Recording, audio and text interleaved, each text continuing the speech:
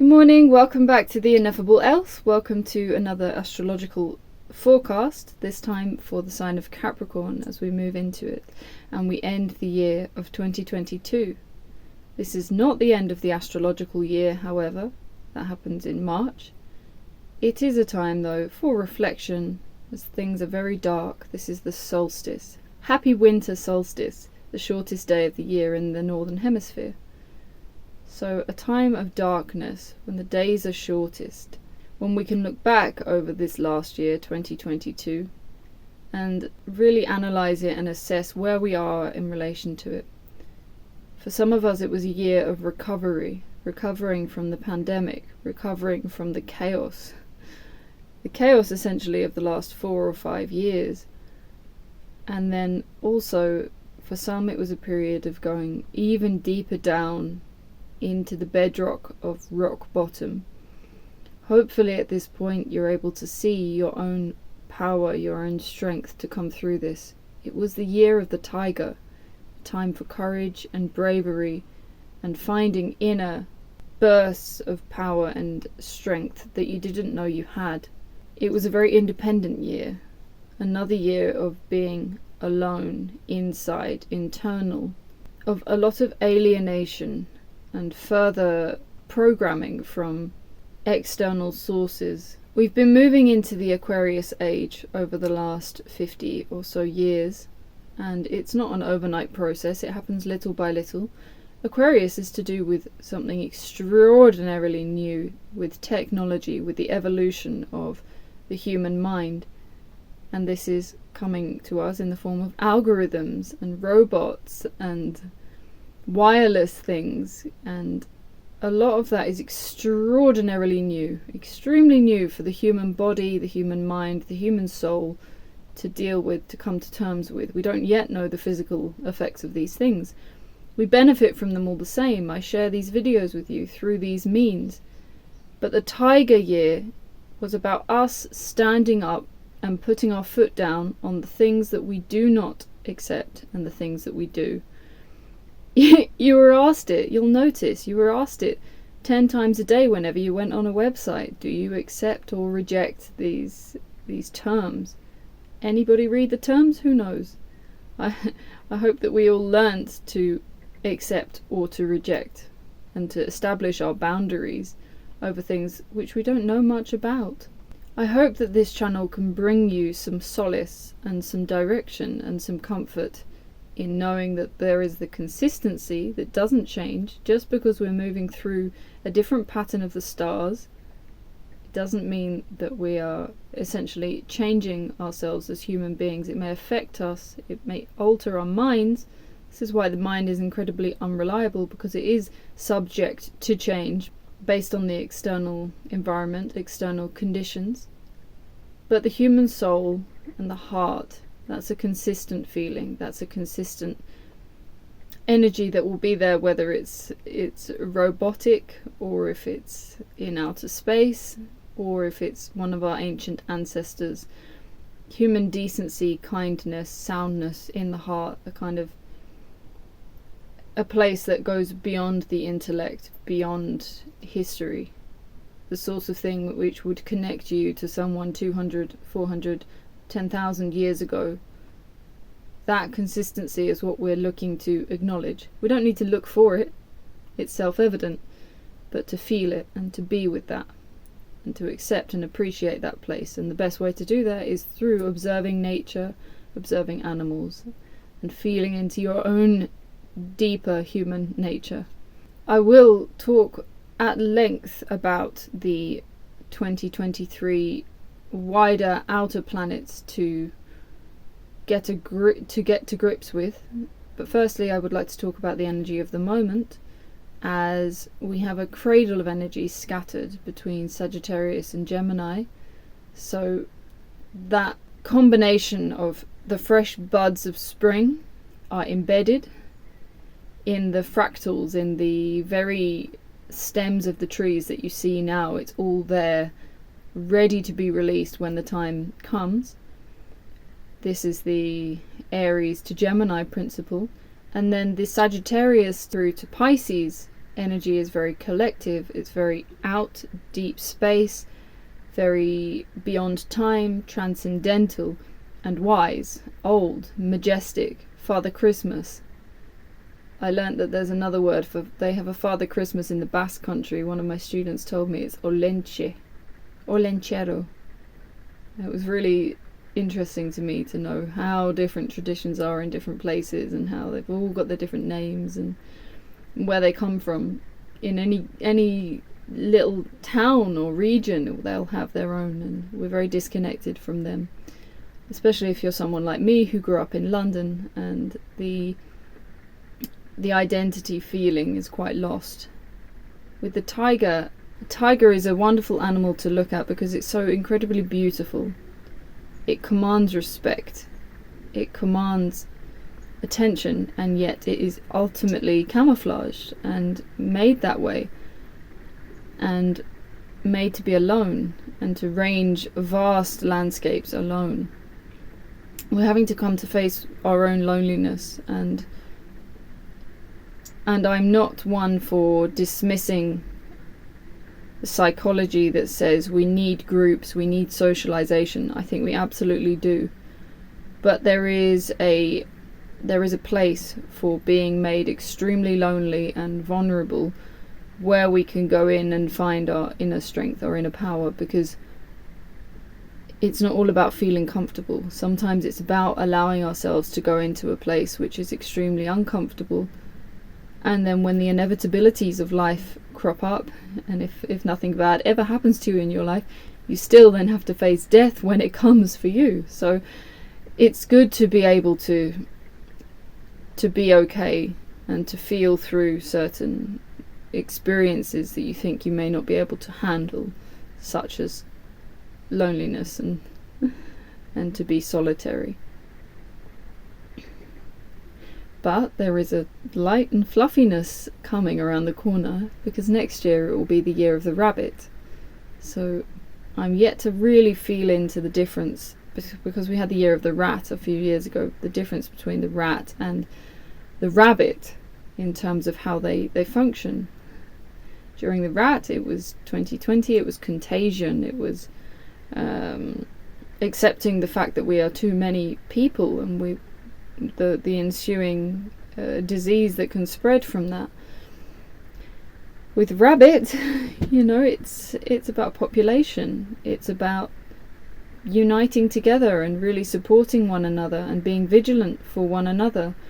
And I'm hoping that the last couple of years have shown us that, a few years ago everybody seemed to be on the same page. Now it seems like, because of our algorithms, we've all got, this is part of the reason we feel so lonely, we've all got our own truth, we've got our own version of truth, we've got our own set of beliefs, and we don't believe in absolute truth as something being potentially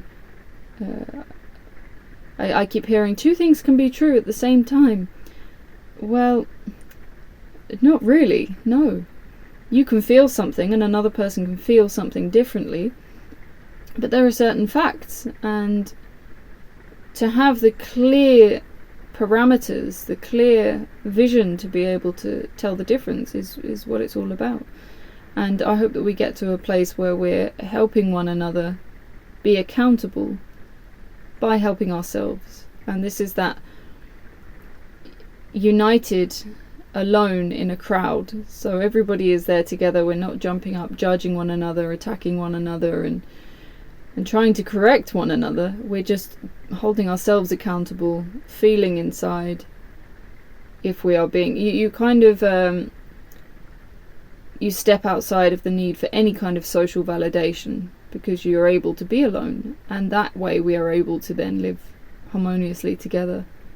I still need to feel into that one more, to come to you with more clarity about how to express that, but that's where we're moving. This energy of the moment, it really is like Werther's original advert, it's the grandfather with the little grandson, and that unification of the very old with the very new, and the trouble-free. What troubles are you going to have as a child? What troubles are you going to have when you're elderly? So it's that period of time of breathing of stepping back. You don't need to be particularly productive at this time. It's more about observing and breathing and being true to yourself and trying to be as true to your word.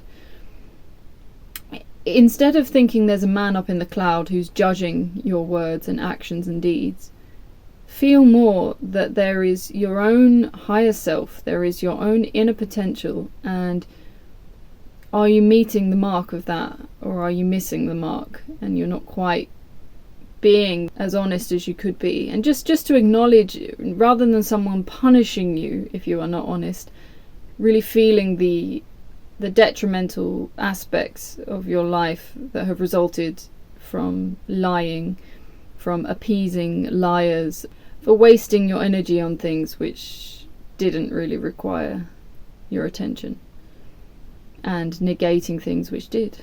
On Christmas Eve, in a couple of days, we've got a big stellium in Capricorn between Venus, Pluto, Mercury and the Moon. So think of it as a unification, a deepening, a widening, and a corroborating. All the planets meeting together there at exactly the same point, the same degree of the sign of Capricorn. And it's like a little meeting, a little gathering. It is a time to gather with your family. In Spain and the rest of Europe, the Christmas Eve is Christmas. It's the most important day of the festivities. And this is a gathering together, the old, the new, the middle-aged, accepting how you've all got different beliefs, and that's absolutely fine. They don't define you. They are not who you are. They are things which make sense to you at this particular time. And we are all fallible humans, and there will be elements of truth and elements of falsehood in everybody's individual perspective based on what they've come to believe over the course of their life. It makes sense for them. So a kind of appreciation of difference is really important. And that's what Capricorn can do. It is the grandfather energy that can look down on the bigger picture of things and let it lie, let it be. Now I want to investigate the planets of 2023 and how they're changing, specifically the outer planets. So starting with Jupiter, it will be in Aries until the end of May, and then it will shift into Pisces and then back again. It will move around between these two signs. So this is quite a bit of difference between Aries and Pisces. Aries is, I've recently done a video about Jupiter in Aries, and it's very flighty and in the moment and expanding on impulsive themes of newness and the newness of spring. And there's this spring in particular is going to be particularly springy because Jupiter will be there emphasizing that Aries energy when the sun comes through there, and it will also be having a conjunction with Chiron. Chiron has been in Aries for quite some time now. The wound around the identity, the self, the ego. This is why Instagram and personal branding and all of these things to do with individual self and selfishness and me and solitary confinement has been at the forefront of our. If you look at any child in about 30 years in therapy, they'll be talking about this period of time of how isolated they felt and how they couldn't feel they could truly find themselves or be themselves in the chaos of all of these masks. And it's very easy to develop your personal brand in this generation, and that's going to prove to be of detriment to them. So this is why it's so important to engage with that tiger energy of a sense of self that is very stable and confident and not insecure and not victimized, not making an identity out of being a victim, because it is an absolute dead end. And the sooner that we realize that as a collective, the sooner that we can move on, because it's not going to get us anywhere if we are thinking. The first and foremost thing that comes to my mind if you ask me to describe myself is my trauma, is my label, is my status of, in whatever sense. It's the wrong turn. It's the wrong way to go. So Jupiter on March the 12th will be transiting Chiron and magnifying this particular issue. So watch yourself, watch how fragile your ego is, watch how easily are you offended. That's a good thing all through Aries, is how much am I offended what other people think about me, and how much am I allowing myself not to be what I want to be, and not allow myself to charge when I need to charge, and move when I need to move, and create when I need to create. It's springy energy. It just needs to bounce around. It's like Tigger.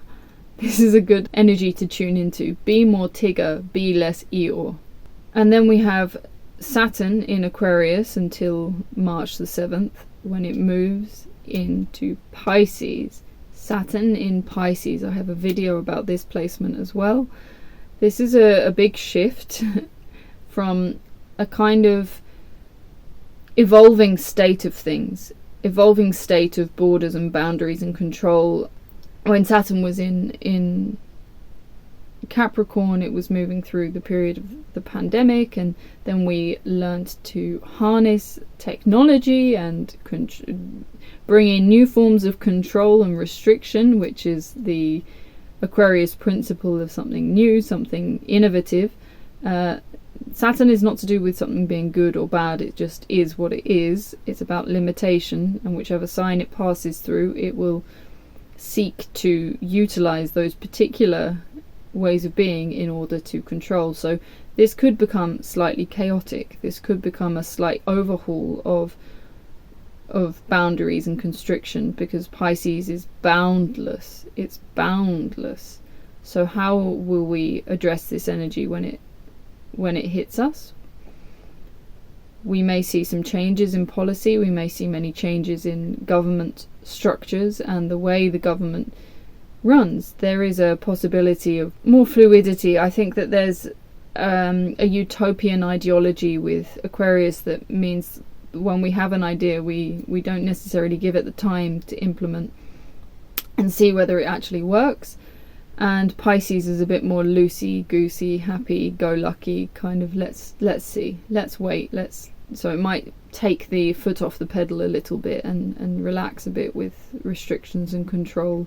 And the whole way through this year, we have Uranus remaining in Taurus, consistently asking us to check our values. The thing is, the last few years it has been aspected a lot more, with a lot more of this Capricorn energy. But now that throughout the year it's not aspected much, there are not many major transits happening, it's not interacting with many of the other planets that much.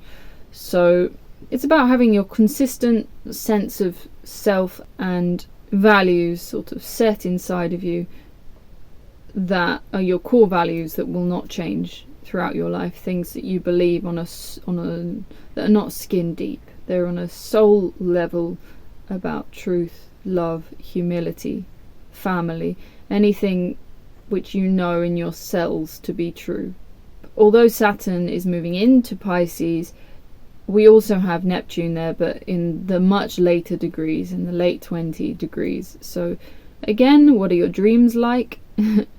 How are your dreams evolving? How have they evolved throughout your life? And what is the quality of your sleep? Always very important to check on your sleep. Sleep is essential, absolutely essential, and it can be one of those things that turns us into absolute tyrants if we don't have good quality sleep. So buy eye shades, make your space a harmonious place to sleep, and make sure that period of time before you go to sleep is very peaceful and tranquil. And when you wake up, the same.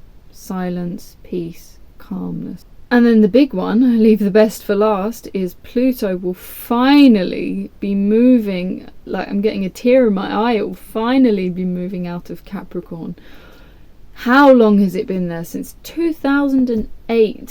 Since 2008, Pluto has been in Capricorn.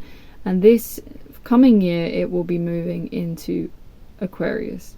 So something really new around the corner. Another look at the Aquarius archetype from a different perspective, to do with trauma healing, to do with transformation of the self. There's a movement between a sort of self-centeredness and a need to ground yourself, and then bringing that back out into the wider world.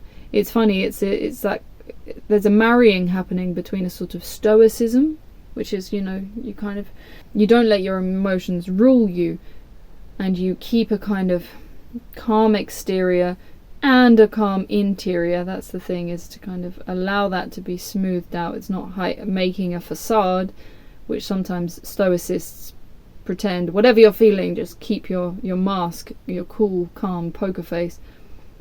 It's more about striving towards that place of feeling stoic and allowing any emotion to just come out, but it's not projecting it out onto other people. It's not blaming other people. It's taking full responsibility, even if you were abused. This is that level of stoicism. Even if you were abused, it's not saying, it's my fault, I'm guilty, I'm to blame. No, it's saying I'm responsible for my own healing, and I cannot wait for anybody else to jump on board and help me with this. This is up to me. This is my charge. This is my burden, and this is something that I am going to strengthen myself to be able to carry, and then also strengthen myself to be able to release. So it's a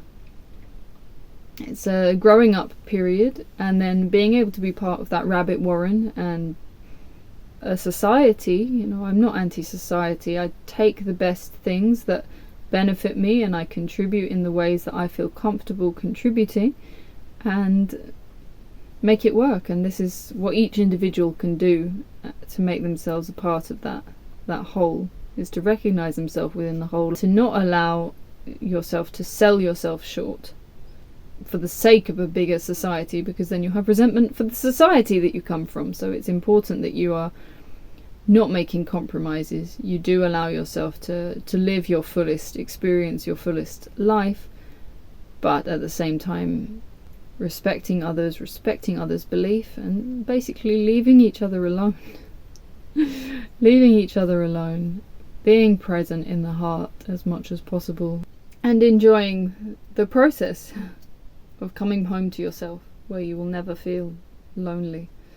So Pluto in Capricorn, what did that look like? It looked like the financial collapse and the crisis economically around the world. It looked like 2012 and enormous transitions in terms of communication, social media, technology, and a societal recalibration and overhaul. A lot of Capricorn themes were shown for the bullshit that they are. A lot of things to do with control and trying to make everybody unify as one thing, and not acknowledging difference. It looked like building a wall to separate countries. It looked like harking back to the 1930s. It looked like rebellious children coming up and trying to overthrow the adults. It looked like the 1960s in some ways. It looked like an opiate crisis. It looked like a lack of understanding of the body and an increased awareness of the body. It looked like a burst in people doing things like yoga, exercising, taking a real ownership of their physical form, and focusing on appearance, and then being forced to go down to deeper levels to do with health, and health is your wealth. And these kind of catchphrases were coming up to the surface of something much more here than dressing a certain way to give off a certain image. There's a stripped bareness. I've never seen so many human bodies so closely every day. All these like extremely skin tight clothing choices, yoga things. We're very much analysing and dissecting the human form, and there's been obviously developments in plastic surgery as a result, but also a development in different ways of engaging with health and exercise and fitness. And then other things involving boundaries and limitations, identity, Brexit, wanting to separate, wanting to have distance and create boundaries and address old ones and old structures, power structures that didn't seem to serve, bringing in new power structures that also don't seem to serve. Lots of referendums around the world. I know there have been many. The ones I obviously engaged with were the Scottish referendum and then Brexit. And then, of course, everything happening with Donald Trump, with the various different online cults developing and then coming out onto the street, a kind of reflection the online and the physical, and then that being taken back onto an online platform. Just a huge overhaul in how we communicated and how we went about our business. And then of course a pandemic comes along, and that is the ultimate attack on our sense of boundaries, national boundaries. It just transcended any country, passport, label. Everything was moving around the world, whilst everyone was then shut down and not allowed to leave their location, and being questions of home were called up. Where do we want to live? Is this the life I really want, when things are slowed right down and I'm not allowed to leave the house? Many big questions were thrown up, which hadn't really been asked too much before. There'd been an accepted narrative about what the home should be, what it should look like, what your daily routine should look like, your working, what we're working towards. It had already broken down the build up from the 1950s of the perfect home and having a career for life, and all of that was at a huge crescendo in 2007, and then 2008 the crisis happens, and after that, with Pluto coming along in Capricorn to sort out the excesses and show us where we'd been going wrong and why it wasn't sustainable, and why we're not destined for the same things as our parents, Capricorn parents. And now 2023, we're moving into a completely new age. We have many different ages that come as the planets have different orbits, whether it's 30 years or 82 years. Pluto is the slowest moving. It really trudges along, and it sits in different houses for different lengths of time. And this has been a long time now in one sign, and it's moving into Aquarius. So you can move away in your mind from that Capricorn archetype of limits, control and structure, and move into really feeling that transformational quality of Pluto coming into technology, looking at it from this little human perspective over here, without any knowledge of technology and what's going on. I don't even know how this phone works or the internet works, but there's a huge balloon, something ahead of us in terms of technology, which will be completely overhauled. It will be brand new, a form of communication, a form of interacting, and you see it being delved into in certain films and TV. An idea of time. Really, this Capricorn has been about time as well, and it's been very watching the hours tick by, and that shifts out of focus when we move into Aquarius. It cares less about time, it cares less about this is why it's been very important to have our routine in check, to engage with what is it that makes me feel good, what is it that makes me feel healthy, have that routine and good habits, have those good habits in the back of your mind, because moving into this period of time, it's like pulling all-nighters to complete a new project, create a new invention. It's traveling the world without thinking. It's broadening your idea of what's possible to an unbelievable degree. This is happening in March. Again, March is a big month, a very big month for change. It's a springy, new, shiny boat to hop on board if you choose to. Although Pluto will be moving into Aquarius, this is only for a few months. This is the way that the transits work, the way that Pluto in its orbit appears to be moving back and forth in the sky, as it will return to Capricorn in June. But again, it will come back in 2024 when it finally moves into Aquarius and stays there. But the transition will be happening all year, that kind of feeling of, ooh, we're getting a bit of freedom now. We're moving out of this kind of very restrictive energy into something. It's I don't know whether it's going to be full on everybody travels again, or if it's going to be a completely new form of technology that means we never have to travel. And Christ, like, AI technology and being able to be in several places at once. I mean, you just think about the development that's happened in technology since 2008, and it has been astonishing. And that's with the restrictions of Capricorn and with things like huge political upheaval and nonsense and a pandemic. Everything has still progressed extremely fast. So it's hard to know what to expect with the next, I'm not sure how long the transit is for Aquarius in Pluto, but it's usually between 10 to 12 years. So this is going to be a period of time of something very, very different. It's definitely a new chapter that you can engage in. So I encourage you to see that for what it is, to know your own astrological chart. This is why I have this channel, is if we're going to be these tigers that are autonomous and really full of themselves in the best way possible, meaning full of self-esteem, not worried about anyone else's opinion, not worried about not needing anything from anyone else, you know, it's got more than enough. It's a kind of feeling of abundance internally. And that's why I encourage you to know your astrological chart, because if you know your birth chart inside out, you watched the transits, you've looked at your past with this lens that can help you sort things out in your consciousness and see things much more clearly and much more from a lofty, heightened perspective, where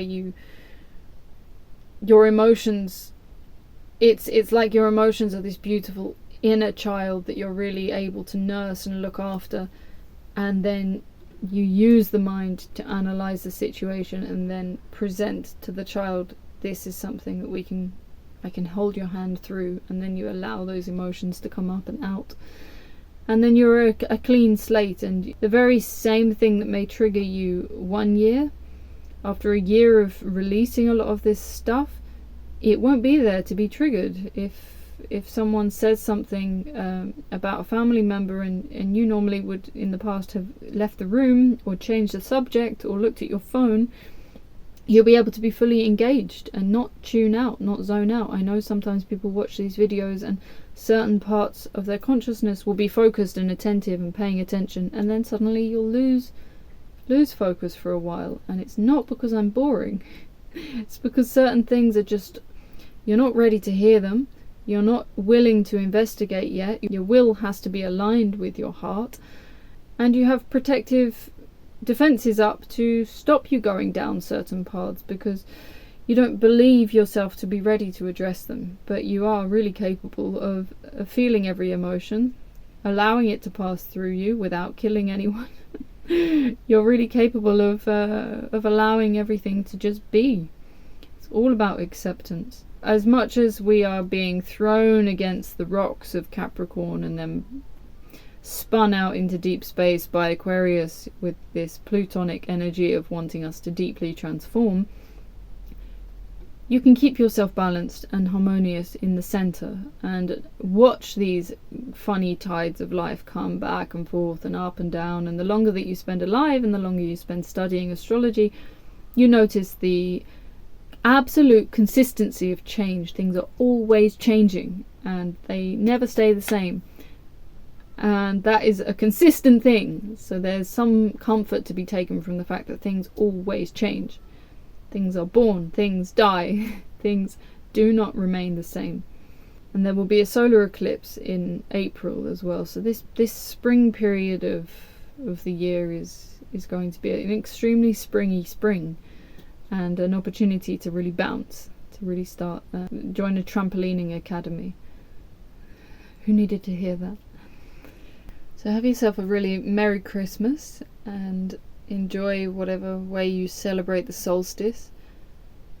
And don't be too hard on yourself or those around you. It's a tough time of year. It was always a tough time of year. There was always scarcity and a lack of light and a lack of warmth. So it really encouraged the warmth within yourself. And at this time with an energy crisis, there really is a lack of warmth. So to harness your internal fire and that knowledge of the consistency of change and that spring will come, and have that maturity at this time of year. It's a mature time of year. It's the ripened fruit. Be really kind to your body. So really feel into the things that you've learned from the fucking last 14 years. Wow, from Capricorn. What were your Capricorn lessons? And it's a slow grinding thing, but what do you love about Capricorn? What do you love about control and restrictions? And don't tell me you don't, because we as humans are absolute control freaks. We want people to behave a certain way. We want certain outcomes instead of others. We have a definite preference for certain things rather than others. So we love control. We love to control, and we like restrictions and boundaries because it makes us feel safe. So feel into those aspects of Capricorn, because that energy is really leaving us behind. Little by little, the planets are moving through those signs, and we're going into a genuine Aquarian age. As well as the precession of the equinox, we are also moving into just many, many, many planets going to be in Aquarius for quite some time. So it's a new era, it's a new age, it's a dawning of a new age, and I can finally say that with confidence as we end this year. Who knows what is going to be in store. I'm looking forward to it unfolding. So know yourself inside out, through and through, then you won't harm yourself, you won't harm others, and no one else can harm you. It's a simple poem of life. So please contact me if you would like to have a reading. I'm away over the Christmas period, but I'll be back in the new year. And yeah, have a really, really happy new year. As we move into the year of the rabbit, there's something more playful and light-hearted as well. And I've been getting so much more into humour and comedy, and especially looking back on old comedy that was like so politically incorrect, and just really like having a good laugh, because there's a tightness and a restrictiveness in political correctness which is terrible, because it makes it go undercover. It's like drugs being illegal bringing out drug trafficking, which is illegal and dangerous and harms many more lives than just if there were a few addicts hanging about. It's like that with when humour that is controversial and pushing the limits and showing us ourselves is shut down, then people take those feelings inside and they don't reflect on them, and they don't and they think they're perfect when they're not, and we are not perfect humans. So I'm really advocating the uncensoring of everything and everyone, because it just has to be brought to the surface, as painful as that is, because how on earth is anybody ever going to get through their prejudices and get through their particular fears, because essentially these are all rooted in fear, if we are not able to talk about them and we're not able to laugh at them and really, really show them for what they are, which is misuse of the mind. The mind is always misused all the time for good and bad intentions. So yeah, let's get some of that injection of that Gemini kind of devil's advocate type of energy in there, and make next year much lighter, much more humorous and forward thinking, whilst also reflecting and appreciating what we learnt from all of this Capricorn period of time. Yep. We've had some...